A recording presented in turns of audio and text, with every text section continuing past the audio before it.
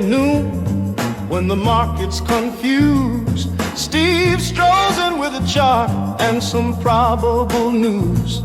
Troy fires up Omega like, let's model this mess, while traders at home whisper, please help me stress test. It's the show where the candles dance, volatility takes its chance. Steve says rules, Troy says math, together they chart a hilarious path. Grab your lunch, don't be late, they'll tell you why the market's weird again. Oh, great.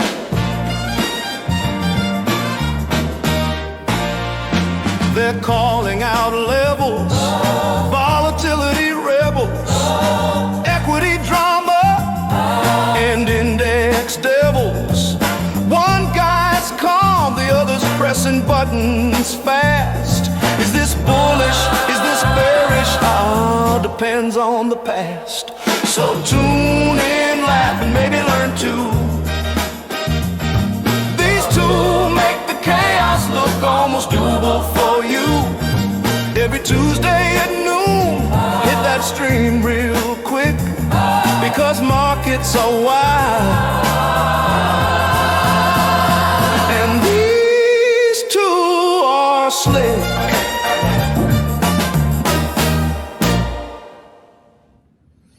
Steve, my friend, how are you? What's happening? Man, my wife always tells me this, but I always forget. I really need to start looking in a mirror before I just go live on YouTube. You need to start what? Looking in a mirror. This is like my first chance I get was when I'm on YouTube to just look at myself. And hey, nothing wrong with a little bedhead, Troy. I look like I'm going batshit crazy, but that's fine. Whatever you want, maybe I am, Steve. How's market treating you today? Good. We got a new, fresh all-time high in SPX this morning. Oh, was it all-time high today? Did we get was 6988.82 was the high tick. Getting ever so close to that elusive 7,000. Man, do you think we get to it this week? I would say so. If we don't rip through it during FOMC, I could see us also doing a head fake, flushing through it and then dropping too. So that's actually, I think from a data perspective, that's actually exactly what happens. I think we usually, the first time through a major level like that, we gap up overnight into it. And then the first time above it, not 100%, but a pattern. The first time we gap above it, you can actually fade it and it gets dangerous once the longer it stays above it, it's a harder game to fade. Yeah, that makes sense. That's anecdotally, that's kind of how I would play it too. I've been kind of pretty bullish kind of leading up to it, but now that it's getting close to hitting a little more reserved, I'm taking bullish positions. Yeah, start playing it out slower. Yeah. Well, and then tomorrow is to your point, we have FOMC. Is it FOMC's tomorrow, right? FOMC is tomorrow, 1 p.m. Central, 2 p.m. Eastern, and then 30 minutes later is the JPOW press conference, the ever interesting JPOW press conference. It's my Super Bowl, and I get to have it multiple times a year. I'm excited about it, to hear reporters ask in 4,000 different ways, like, what's your relationship like with President Trump? Yes. It'll be interesting to see. How do you approach these FOMCs? What are you looking at for this one? You have anything, cooking in your mind from an idea perspective? Yeah. So, I approach them all basically the same. Let me share my screen here. Let's see, share screen. I told you I didn't need to share my screen for anything. Now, right away, I'm sharing my screen. I love that. I love when you share a screen. We're going to add. All right. Can you see my Thinkorswim? There we go. Okay. So I'm just going to bring this down here. So we've got the CME FedWatch tool. This is kind of the first thing I always look at is what is actually happening in the space. So we're currently at 3.5 to 3.75. There's a 97.2% chance that we stay there. So from that perspective, there's no, potentially no change to the interest rates. And so that would be kind of the first thing that I want to know. If I feel like there's more implied volatility pumped into the options. There's more going on if there's a potential change. But if there's no potential change, or there's a high probability of no change, then, the premiums aren't as juiced, and it's maybe not as crazy as it could be. As long as there's no surprises, that is. So just looking at that, it looks like it's going to be kind of status quo for the meeting as far as interest rates go. Of course, a lot of the movement comes from the wording in the transcript and what Jay Powell says during the press conference, as far as forward-looking statements of what they plan to potentially do down the road. Yeah. So that's kind of step number one. But my three, I think we talked about this on a previous episode. I really have 3 FOMC trades. So I will do some directional trading tomorrow in the morning, maybe for the first 90 minutes, see if I can't squeeze out a winner or two on the directional stuff. But then I'm not selling any 0 DTE premium, because you can literally sit there in a 0 DTE iron condor, taking all the risk that you normally would, but the premium decay is so much less, because the options are just staying bid until that FOMC announcement. So I don't sell any 0 DTE premium. So I'll put my British iron condors on pause. I'll put my Elmos on pause. I'll put my 1 DTE iron condor on pause. Don't do any of that stuff. But my three FOMC trades are a couple things just to kind of review. I know I've talked about this before, but number one, right before the data comes out, I sell an iron condor, like just a few minutes before. And the theory behind that, kind of the logic behind that, is you get the data release, you get a crush in premium, assuming there's no surprise. And so price kind of stays in your range of the iron condor, but you get some really nice premium decay between the time the data is released and by the time the press conference starts. I mean, if price kind of stays fairly centered on that iron condor, it's not abnormal to get 20, 30, 40% of that premium decayed within 30 minutes. There's the outliers. If it makes an explosive move, then it's going to hurt too. So you got to, obviously position size accordingly. So that's one. The other thing that I like to do is buy a long strangle. Typically I target around 30 delta. From a back testing perspective, I used to do it strictly based on a back test where I would enter about 5 minutes after the press conference starts. And the logic there is, okay, a lot of this premium has been sucked out. So the options have gotten significantly cheaper than they were 35 or so minutes ago. And so now I'm buying premium with the idea that Powell may say something that causes the market to make a decent sized move. And I'm typically targeting about 35% profit target on a 30 delta long strangle.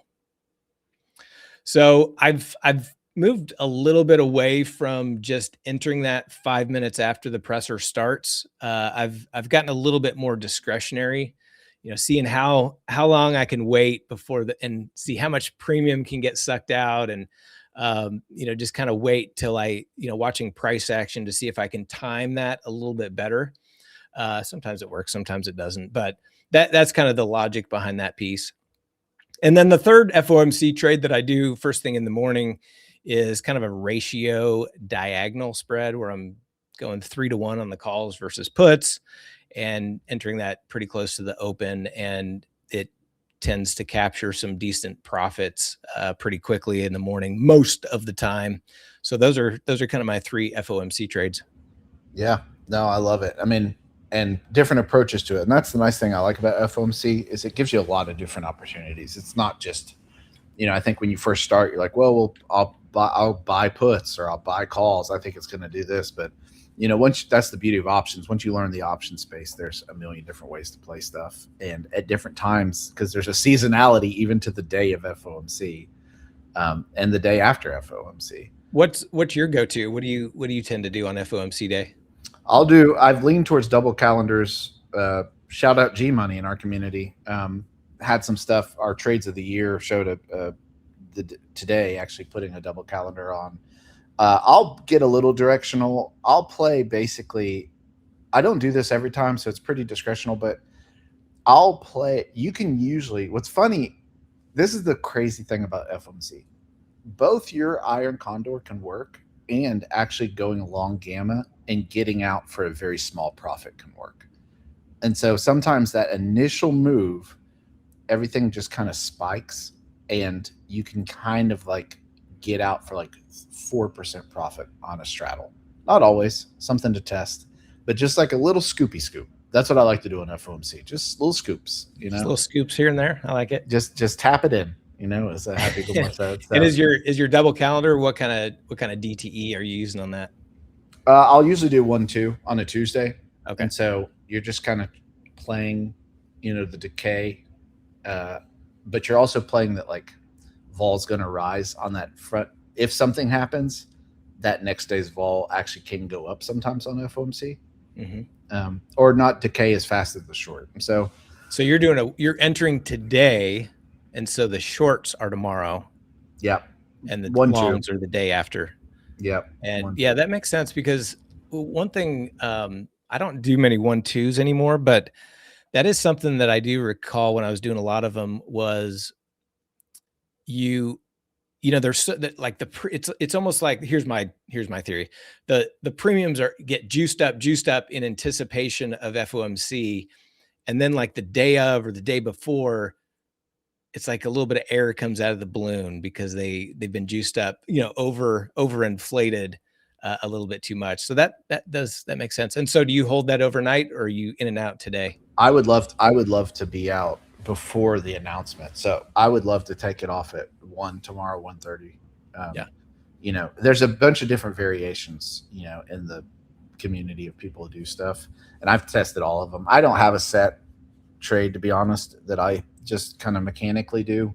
I should, and if I had more time, I would, because I think those are actually easy days to trade if you're playing it smart like you guys do. I mean, there's just stuff you can put on that's no brainers, and you recognize it in any given trade. You're not going for broke. You know, you're not trying to make, it's just another trade, but it's just good opportunities. They're giving you good odds at the casino. So you try to take those days when they're giving you good odds. Right. But you know, what's funny about options is there's FOMC, but there's also like earnings, which is just like mini FOMC plays all the time. Have you been doing any earnings trades this earnings season, or looking forward to doing anything? I've done a couple. I really don't like, and I try to emphasize this in my community every time I take one. I mean, the earnings trades that I do are just something to do. Like I kind of expect to make a little bit or break even. Like they are not in any way, shape, or form part of my core strategy. I have been kind of looking into some other methodologies and processes to look at the implied volatility to either, consider going long vol or short vol, which essentially would be like buying a Rick or selling an Iron Condor, and doing that depending on the specific situation. But I haven't really dialed in what that would be. So right now, all I do is for earnings, and I only do it on the big ones, but I will take a directional assumption and I'll trade a broken wing butterfly in that direction. And so what I do is if I take a bullish one, for example, I'll do a broken wing call butterfly with the peak of the fly right at the upper expected move for the between, if I took it today, it would be the expected move for tomorrow after earnings.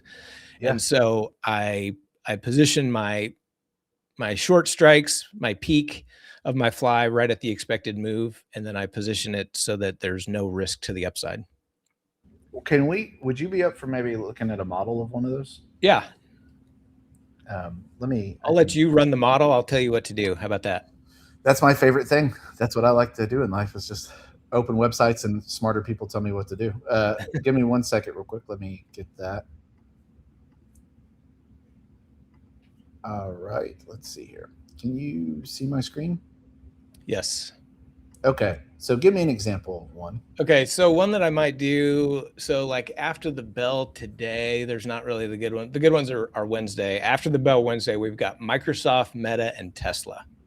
Okay. So let's look at Meta. So Meta has been kind of a little bit weaker than a lot, but over the last week, it's really shot up. And so, I mean, I'm just looking at a daily chart and just saying that, and a lot of times, and I'll do this based on what kind of my overall bias is in the general market, not necessarily with the specific stock, but for example, let's just look at Meta, and I would say, okay, let's do a bullish broken wing fly. So I would use the call side. If I'm going bullish, I use the call side. I'm looking at Meta's option chain and the expected move. And in Thinkorswim, they've got the market maker move, which shows a little over 45 points. And that's about the same as the options expiring on Friday. It's about a 45-point expected range. And so what I would do is my first long wing on the call side, I would go to about the 40 delta. So let's say, call it the 685. I'd buy that one. And then I would go 45 points away from the current price. So what's that going to be? 715. Go to like 715, 710. Let's go with the 710 strike and sell 2 of those. And then my next long is going to be a strike or 2 less as far as the width goes. So I always just pick one, say like 730, and then model that. And then I may tweak it a bit. Yeah, that's pretty close, right? So you've got your peak on the upper expected move. So if we do get a move to the upside, you know, a lot of times price will go right around the expected move. If it has really blowout earnings and it just blasts above the expected range, we've got no risk to the upside. We have this until Friday. And so, you know, even if a move happens, you know, right after earnings, we still have a couple days for it to kind of gravitate into that butterfly. And then typically what I'm looking at is I'm doing multiple contracts. Again, it's a small trade for me. I'm not risking that much, but doing multiple contracts. And so if I get out for 100% profit based on my buying power, that's when I typically start scaling out of some of the position. And then I try to let some ride until Friday to see if we can get, you know, 200 or 300% return. So the max risk is that downside, you know, that downside max loss. So in this case, what is that showing? 406. Yeah, $406. And then, you know, so I'll start scaling out if I'm up over $400 per contract, and then try to squeeze some more out of it as we get closer and closer to that expiration Friday. Yeah. And again, with this stuff, when you're looking at, you know, earnings plays, like vol's going to go down. So a butterfly of this nature is actually helpful for you a little bit. So, you know, if you think if vol's getting reduced here, let's just say, I don't remember where it's at right now. It's 90. Okay. Let's just say it gets reduced by half, you know, this expiration. You know, it's not going to take much move if what the expected is going to get there, right? Like you get 100% pretty fast if that move goes up. Yeah, and that's pretty normal. If price is kind of anywhere close to that butterfly body, you know, inside, if it's anywhere kind of inside the long strikes, you're typically going to be pretty close to, if not significantly over that 100% return on capital. Yeah, no, that makes total sense. I love those type of trades. I like that you're just picking a direction. I mean, one of my big problems that I know emotionally as a trader is I know Greeks, and so I will constantly try to get delta neutral, and it's like destroying my own trade. where it's like, I like that you're just like, I'm going long on this trade. Now, will you ever do this on the put side? Would you ever do a butterfly to the Yeah, put? yeah, for sure. I'm usually going on the bullish side, but yeah, in fact, I took a couple already this earnings season. What were they? One was Netflix, and the other was, I don't remember. But anyway, I went bullish on both of those, and price went down, so I lost on both of those. Sure. But yeah, if I have a bearish bias on a stock, or I want to take a bearish position, I just do the exact same thing on the put side. Do you want to model that? Yeah, let's show it real quick because it's interesting. I think people are really interested in earnings plays and how to play them. So, what would be if you had to pick one, like just to pretend you're bearish on it? Well, we can do it on Meta, or let's go with Tesla. Tesla's had a little bit of weakness here lately, the last couple of days anyway. Yep. Okay, so Tesla, we've got an expected move of about 25. So go to the put side and start with the first long. I would use about the 40 delta, so call it the 427.5. I would buy that one. 25 points, so about what is that? 410 would be my shorts. Oh, 410. Okay. And then, yeah, do 2 of those. And then what's the width there? We've got 17. Yeah, so go to the call it the 400 strike and buy that one. Yep. You could probably go to the 397.5 too. Yeah, move that to the 397.5 instead of 400.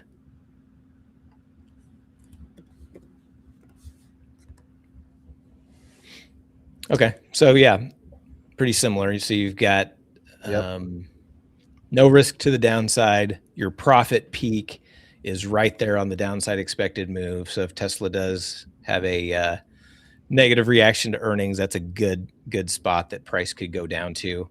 If it has a horrendous earnings and just continues to drop, you have no risk. You'll make a little bit of money on the downside. And so your max loss is 347. Go over to what's that minimum profit all the way to the downside? Oh, So sorry.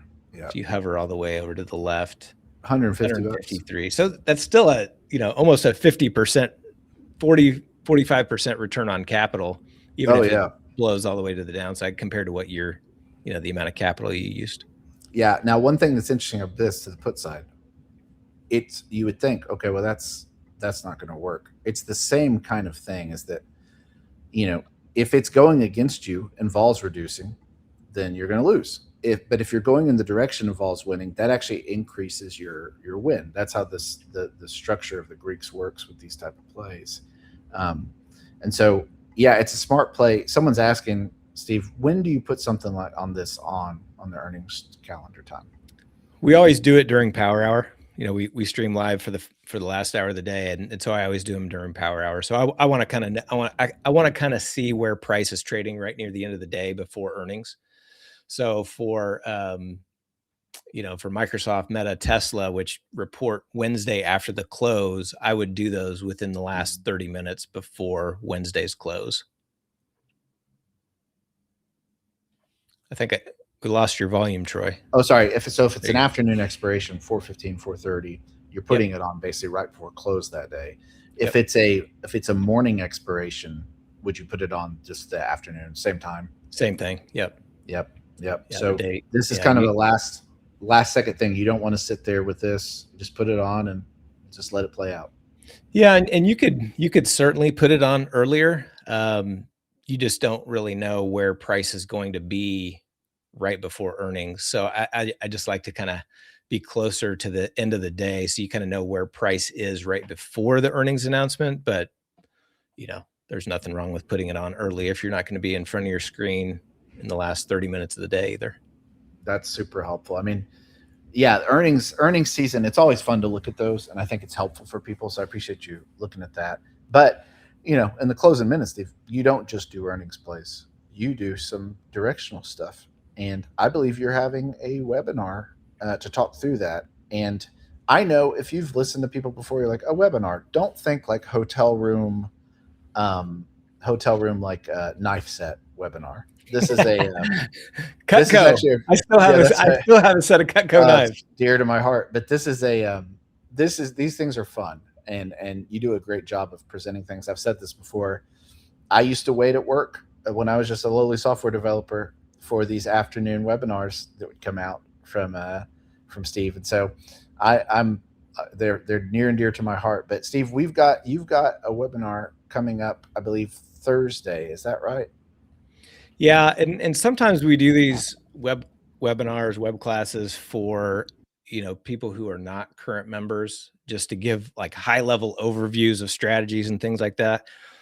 Sometimes we do web classes just for our own members. This one's kind of a combination of those. Like we're inviting our current members as well as non-members, and the reason is because we have a full course on exactly how I directionally day trade, but these are a couple new strategies that are not part of the course that I have already in the membership.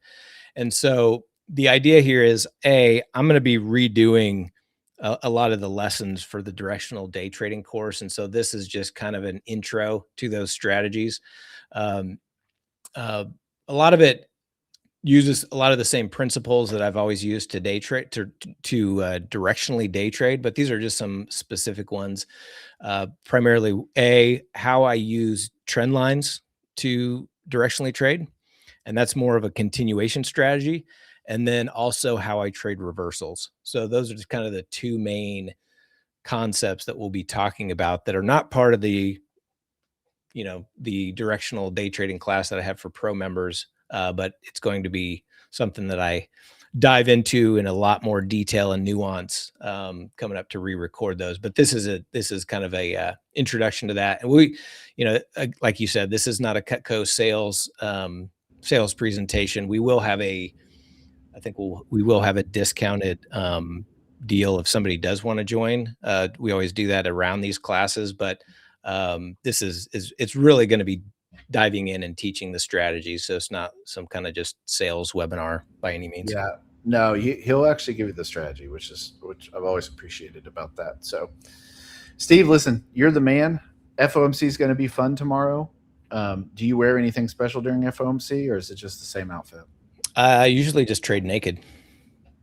As you should. And by that, we mean, not naked options, no clothes. Yeah, exactly. Well, yeah, exactly. That's the safer thing to do, to be honest. So, on that note, we'll let you go. We'll be back next week. I hope you guys have a great trading day. We'll talk to you soon. Cool. Thanks, guys. See ya.